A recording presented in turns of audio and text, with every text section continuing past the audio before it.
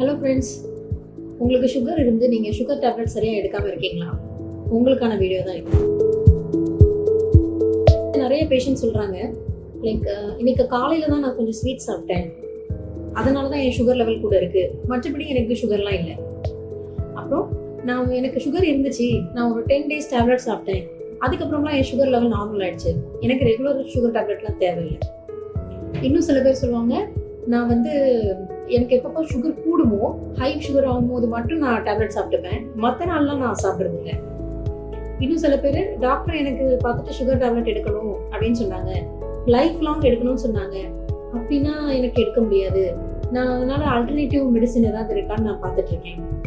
இன்னும் சில பேர் சுகர் இருந்தும் ஊருக்கு 6 மாதம் கழிச்சு 1 year கழிச்சு நான் ஊருக்கு போய் நான் அங்கே போய் செக் பண்ணிக்கிறேன் அப்படின்னு சொல்லி ஹை சுகரில் வச்சிருந்து அதோட காம்ப்ளிகேஷன்ஸ் வர அளவுக்கு டெவலப் பண்ண ஆட்களும் நான் பார்த்துருக்கேன்.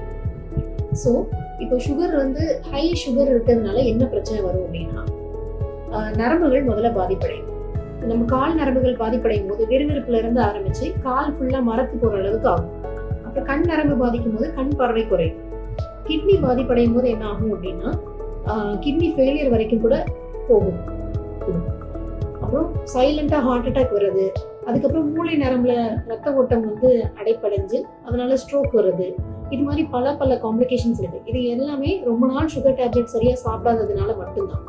ஸோ நீங்களோ உங்களுக்கு முக்கியமானவங்களோ யாரும் சுகர் இருந்து சுகர் டேப்லெட் சரியா சாப்பிடாம இருந்தாங்கன்னா அவங்களுக்கு இந்த வீடியோ காமிங்க.